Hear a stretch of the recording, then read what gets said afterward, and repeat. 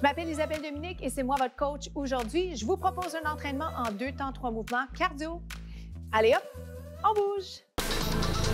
Marchez sur place, comment ça va? J'espère que vous allez très bien. Bienvenue à cet entraînement cardiovasculaire. Et j'ajoute une petite saveur dansée, mais n'ayez crainte, vraiment c'est très simple. Et quand je dis ça, je veux dire qu'il y a plusieurs options alternatives et vous allez trouver vraiment quelque chose qui va convenir pour vous.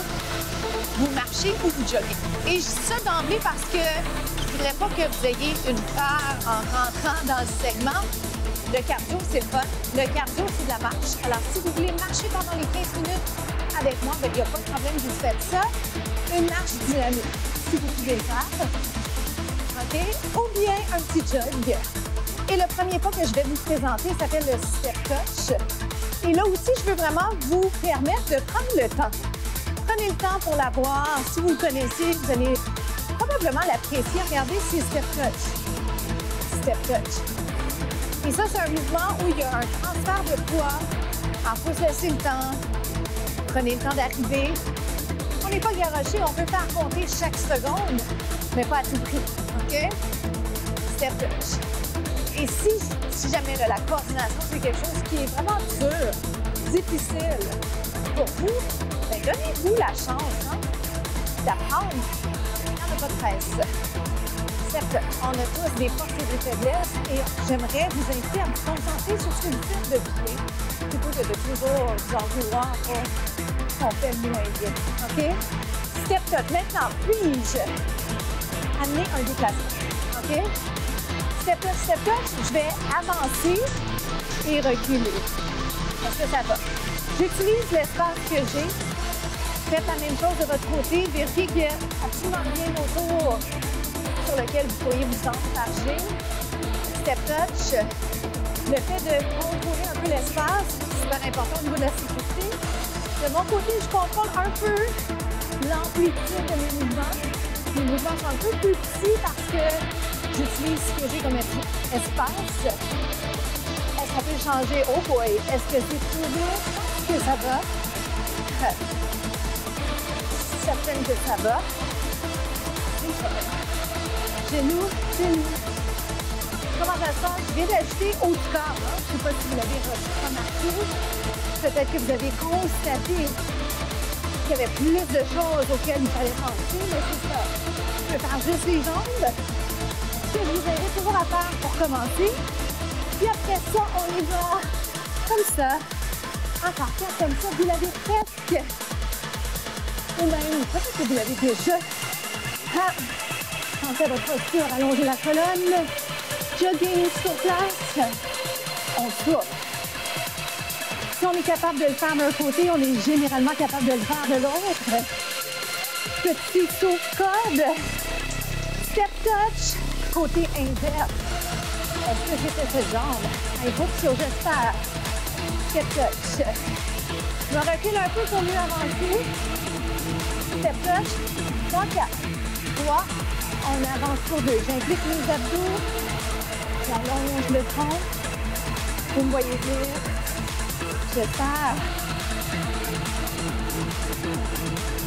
Step touch. Rappelez-vous ce que j'ai ajouté. Genoux, genoux, genoux, genoux. Avec bras. Yes, yes. Encore. Super. Continuez ça, puis on se retrouve au prochain bloc. À tout de suite. Le grapevine, comme ceci. Step croise derrière, step ferme. Step croise derrière. Maintenant, j'aimerais déjà vous mentionner que le mouvement se fait de cette façon. Autrement dit, il n'y a pas de croisée. Vous faites un haut ferme. On l'appelle step touch double. Pourquoi? Parce qu'on le fait 2 fois. Donc, le step touch, 1 fois, 2 fois, 1 fois, 2 fois. Je pourrais marcher, ça peut être une marche. Et si je fais le grapevine ou encore une marche, tout est possible. Je m'en parle, j'ai arrêté l'élan, mais grapevine ou marche. La différence, c'est que dans la marche, je me déplace vers le côté. Avec le grapevine, je dois penser à aller croiser la jambe derrière. Et c'est là que j'avais une petite hésitation parce que j'étais comme, bon, qu'est-ce que je fais? Voilà. C'est pas grave, hein, parce que ça n'empêche rien. J'ai continué à bouger, ça enlève rien. Et c'est ça qu'il faut faire en entraînement. On se relève, on repart. Grapevine, comment ça va? Est-ce que ça va ce mouvement ou est-ce que ça vous crée un peu de frustration? S'il y a une petite frustration, c'est souvent lorsqu'on est en train de l'apprendre, on ne l'a pas, mais on va l'avoir. OK? Grapevine. Je fais ta répétition. Pourquoi? Parce que c'est comme ça qu'on finit par l'avoir. Et j'ajoute un tout petit truc un peu dansé. Ça donne. Oh, c'est le même pas. Grapevine. Voici les bras. Si jamais ça vous aidait, en faisant juste les bras, pas le saut, le petit saut sympa. Et en fait, c'est sûr que ça va vous aider de le faire comme ça. Puis quand vous êtes prêts, si vous êtes prêts, on ouvre. Oui. Encore. 8 comme ça. C'est 8. C'est 7. C'est 6.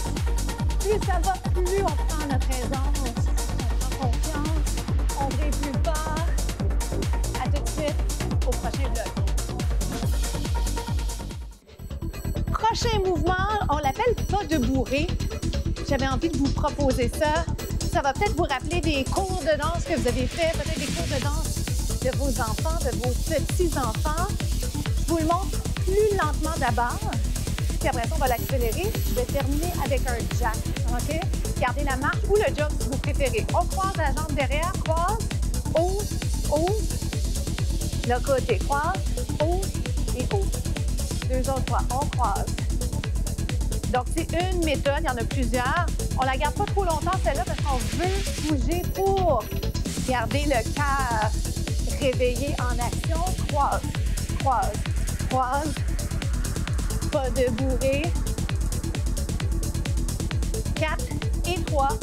Jumping jack. Est-ce que ça va? Oui? Maintenant, je vais refaire exactement ça en partant la jambe gauche. Ça s'appelle un jeu de pied. Au mieux, vous l'avez. Au pire, vous le transformez. C'est juste ça. On y va? Pas de bourrée. Maintenant, amusez-vous avec ça. Relaxez un peu plus le haut du corps. Des fois, on est rigide. Je suis la première à être très, très stiff. Si je ne pense pas à relaxer le haut du corps, on y va croise. Je peux en faire un petit peu plus. Ça me rappelle un peu les années 90. C'est 8, 7, 6, 5, 4, 3, jumping jack. Si vous ne sautez pas, je n'ai pas oublié, c'est le tendu, d'accord? Est-ce que ça va? On le refait en partant droite derrière. Deuxième chance, 4. Bon, on a toujours une deuxième chance avec moi. 1, 2, 3. OK? Pensez-y pas trop. Encore 8, 7, 6, 5, 4, 3. Jumping jack avec bras. En haut, en bas. C'est bon. Version sans saut. Up. Quelle est la meilleure version? Il n'y en a pas, c'est vous qui décidez. C'est en fonction de vous, pas ses faiblesses. Pas de bourrée. Dernière fois pour vrai. Lève, lève, lève. Est-ce que ça lève? C'est 8, 7, 6, 7. Il en reste 3, 2, 1, je pense. C'est jack. Un peu plus, on se perd dans les comptes. Donnez-moi ça. Up, up. On se retrouve au prochain segment. Comment ça s'est passé pour vous? On va faire un petit bilan. Récupérer côté respiration. On va se parler aussi de citation. Mais juste avant, j'ai lancé dès maintenant l'arrière de la jambe une région qui est très tendue. Donc, j'aime bien vous proposer de l'étirer. On appelle cette région les ischio-jambiers. Typiquement, les danseurs, les danseuses ont la chance d'être très, très souples. Mais après ça, quand on en fait moins, quand on danse moins, quand on est plus en position assise, c'est très tendu. On change de côté. Et la bonne nouvelle par rapport à ça, c'est que de toute façon, si on étire davantage nos muscles, on va devenir plus souple. Alors, il ne faut pas penser, ben, je ne peux pas faire ça, je ne suis pas assez souple. Non, non. Allons travailler davantage la souplesse et on va pouvoir faire tout ce qu'on a envie de faire. OK? Descendez les épaules. Avec le hockey, bien sûr, de votre médecin. Donc, étirement de l'arrière de la jambe. J'en profite ici pour vous faire penser à votre respiration, à votre posture, à votre sentiment de bien-être. Comme c'est précieux, n'est-ce pas? Étirement maintenant du psoas, également une région tendue. Donc, juste ici, basculez le bassin. Ouvrez cage thoracique, allongez la colonne. Rapprochez, si c'est possible pour vous, derrière vos omoplates. De cette façon, vous allez vraiment travailler les muscles de votre tronc. Je vais aller juste ouvrir ici. Faites bien ouvrir, ça peut faire sur votre chaise, sur votre divan, assis plus vers le devant. Donc, ici. Et montez. Respirez bien. Donc, côté citation, la citation, la pensée de la semaine, c'est les résultats viennent avec le temps. Donc, les résultats n'arrivent pas instantanément. Ils arrivent avec le temps. Il faut être patient, il faut être persévérant. En entraînement, comme dans toutes les sphères de notre vie. Étirement du psoas, le sentez-vous? Tout de suite, je vous amène en reculant un petit peu ici. Étirement devant la cuisse. Et ça, on travaille l'équilibre. J'aime ça. J'aime joindre l'utile à l'agréable. On étire, on se promet d'étirer, surtout le bas du corps, on est mais pourquoi pas en profiter pour aller mettre ici notre équilibre, on en a besoin.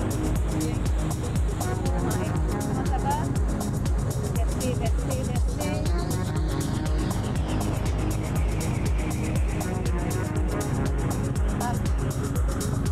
Je vous rappelle que les contenus sont disponibles sur la chaîne YouTube de la station. Ils sont également disponibles sur ma page professionnelle Facebook. Allez les voir, allez les revoir, partagez-les autour de vous. On a tous besoin de bouger juste un petit peu plus. Alors, si vous pouvez inspirer quelqu'un dans votre quotidien, dans votre famille, à bouger, prendre soin de sa santé, c'est tellement précieux. Restez là. Pour nous, c'est déjà la fin. Je m'appelle Isabelle Dominique. Je vous souhaite une journée excellente.